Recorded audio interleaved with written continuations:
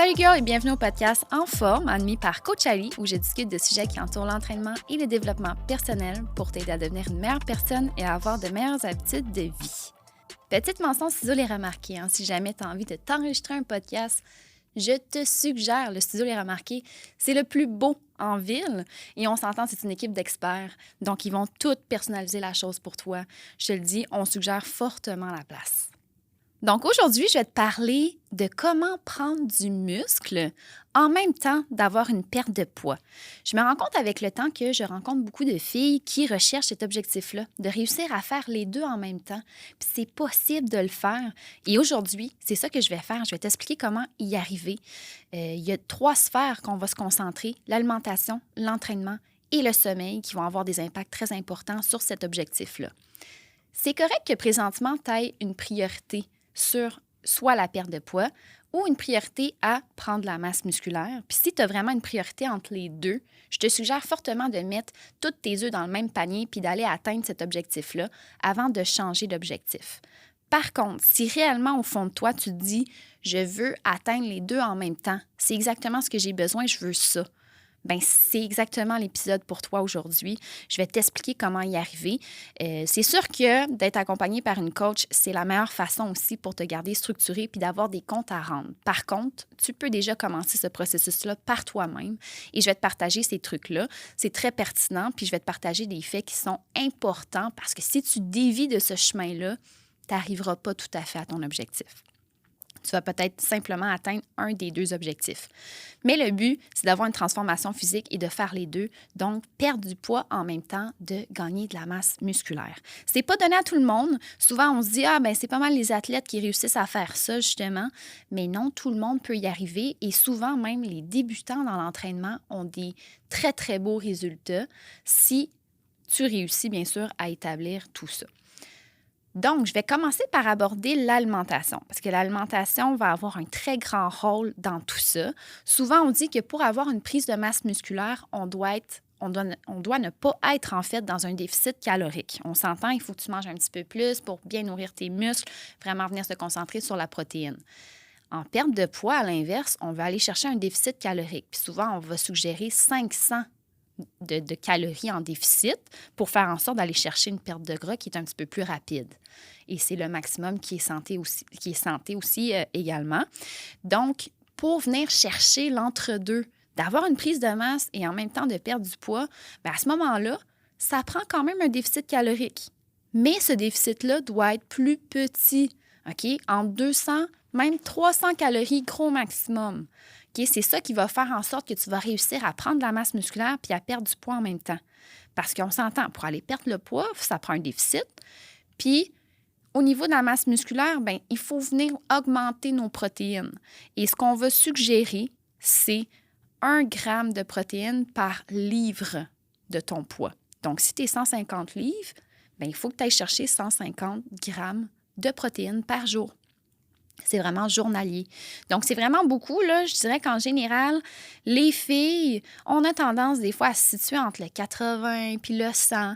Mais là, il faut aller chercher le 150. Il faut vraiment venir nourrir le muscle, puis tout en restant dans un déficit calorique. Fait que c'est sûr qu'au niveau de tes 3 repas de la journée, ça te prend de la protéine à chaque repas.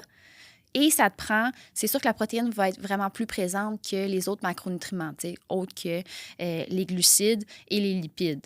Donc, l'objectif, c'est vraiment de venir se concentrer sur l'apport en protéines. Mange pas juste des protéines, on s'entend, parce que si tu fais juste ça, ton corps va même pas l'absorber au complet. Il faut que ce soit accompagné de glucides, il faut que ce soit accompagné aussi de lipides pour venir faire un bon mix. C'est pas suffisant non plus de manger juste des shakes de protéines. OK, on s'entend, il faut que tu aies des repas qui sont consistants, des repas qui sont aussi accompagnés de vitamines, de minéraux. Ça prend des légumes, ça prend des fruits, tout ça. OK? Donc, ça prend un déficit entre 200 et 300 calories. À la longue, je me suis rendu compte que moi, c'est quelque chose que je maintenais, que c'était quand même assez facile et simple pour moi de garder un 200 calories en déficit. Puis, je me suis rendu compte qu'effectivement, je réussis à maintenir ma masse musculaire et à même l'augmenter, en même temps d'aller chercher une petite perte de poids. Puis, des fois, je m'en rends compte, justement, je suis un petit peu plus sur les abdos que durant d'autres périodes quand que je réussis vraiment à maintenir tout ça en place. Donc, je te dis, c'est réalisable. Si tu veux t'aider, je t'invite à télécharger une application qui est gratuite, LiveSum ou MyFitnessPal, pour calculer tes calories puis savoir où est-ce que ton déficit se situe exactement. Bien entendu, prends en considération tes entraînements à travers tout ça.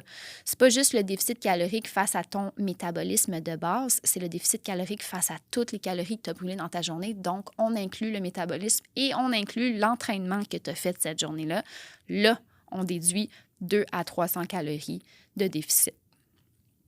Donc, côté alimentation, ça ressemble à ça. Priorité, les protéines et le déficit calorique qui est entre 2 et 300. Côté entraînement maintenant. Côté entraînement aussi, c'est important de venir spécifier certaines choses. Il faut en tout temps que tu sois dans l'échec musculaire pour venir chercher ta masse musculaire. OK? C'est important parce que il faut que tu lèves assez lourd, suffisamment lourd pour que le nombre de répétitions que tu vas exécuter, ce soit le maximum que tu puisses faire. Puis c'est ça, des fois, qu'on se rend compte avec le temps, les filles, on a de la misère à aller chercher cet objectif-là de perdre du gras en même temps, de prendre la masse musculaire parce qu'on ne lève pas suffisamment lourd, puis on ne se rend pas suffisamment à l'échec. Il faut aller chercher cette petite hypertrophie-là au niveau du muscle. OK? Puis même si tu veux des muscles qui sont affinés, ça va faire en sorte que tu vas avoir plus de répétitions, mais il faut que tu arrives au nombre de répétitions à 15 ou à 20 puis que tu ne sois pas capable d'en faire plus. Ça va donner un beau muscle qui est affiné. OK? Donc, il faut aller chercher cette difficulté-là. Si tu finis un training puis tu dis « Ah, je ne suis pas certaine d'avoir bien forcé », bien, je te confirme, tu n'as pas bien forcé. Si tu te poses la question. Si tu ne te poses pas la question, ça a été fait. OK? On n'est pas obligé de toujours se rendre là dans nos entraînements. Tu sais, on s'entend, les femmes, on a notre cycle menstruel. Il y a des périodes qui sont plus difficiles. Il y a des semaines, justement, qu'on n'a pas d'énergie. Là. Quand on a nos règles, c'est très difficile. Il faut être indulgente. Mais après ça, ces 3 autres semaines-là, let's go. OK? Tu pèses dans le gaz, puis on y va. Puis on se donne en masse, là, avec des poids qui sont quand même assez longs pour se challenger. Aussi, le cardio. Ça va être important que tu fasses du cardio. Puis des fois, on le dit, tu sais, pour prendre la masse musculaire, tu ne devrais pas faire ben de cardio, ça vient gruger ton muscle. Oui, mais là, tu veux aller chercher un objectif de transformation physique, que tu veux perdre du gras et prendre du muscle. Donc, il faut que tu fasses du cardio. Le cardio va être fait à la fin de ta séance. OK? Parce qu'on va venir prioriser ton entraînement musculaire pour faire en sorte que tes muscles viennent hypertrophier, qu'ils viennent se grossir. Et par la suite, tu vas enchaîner avec le cardio à la fin. Donc, c'est sûr que tu vas avoir moins d'énergie pour faire ton cardio. C'est pas grave. Il faut que tu maintiennes un rythme cardiaque qui est assez bas, qui ne va pas aller gruger ta masse musculaire. Et ce rythme-là ne devrait pas dépasser le 170 gros maximum. Tu devrais être dans le 160 gros max, 150 140. Là, à ce moment-là, on est dans un bon BPM pour aller chercher la perte de poids qu'on veut obtenir. Puis normalement, on va suggérer là, quand même une bonne période de cardio. Là. Si tu t'entraînes durant 1 heure, tu devrais faire au moins 20 minutes de cardio, qui est un 40 % du temps que c'est du cardio, puis le reste, c'est de la muscu. Fait que si tu fais ça, je te le dis, tu vas réussir à obtenir cet objectif-là, de prendre la masse en même temps de perdre du poids. Là, si ton cardio est à la fin, puis tu te rends compte que tu le fais jamais, tu te dis « Ah, je vais le skipper » ou « Ah, je vais en faire un petit peu moins », bien là, il ne faut pas que tu t'attendes à avoir les résultats que tu penses. Là. Okay? Il faut quand même qu'on soit consciente de ce qui arrive puis de la réalité. C'est sûr qu'il y a moyen que tu puisses choisir une machine que tu sais que ça va passer plus vite.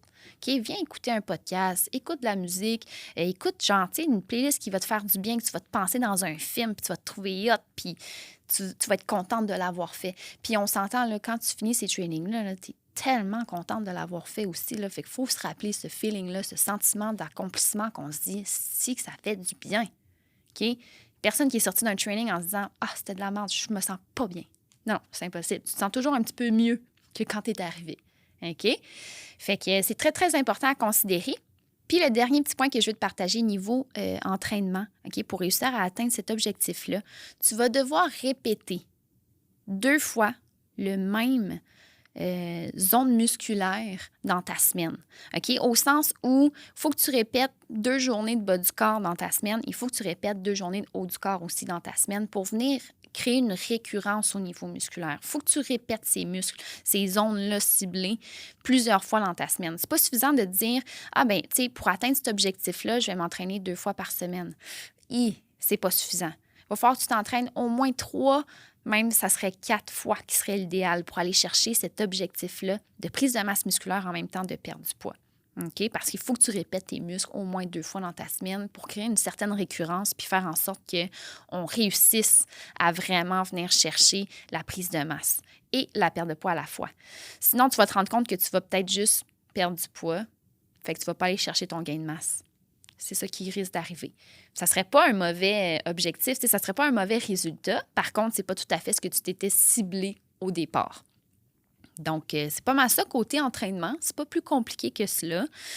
Côté sommeil maintenant, le sommeil est tellement pas à négliger. Là. Des fois, je me rends compte qu'on se dit « Ah, ben tu sais, c'est pas grave, là, je vais essayer de mieux dormir. » Puis non, c'est grave. Faut trouver une routine, faut être stable. J'aime ça entendre des filles qui me disent « Ah là, cette semaine, là, je vais faire attention à mon sommeil, je vais m'établir une routine qui est bien stricte. » Ça, là, c'est de la musique à mes oreilles. Puis sincèrement, on devrait toutes faire ça, les girls. OK? C'est très important d'établir un rythme circadien qui est on point. Tu en as besoin pour bien fonctionner, puis tu en as besoin pour bien récupérer.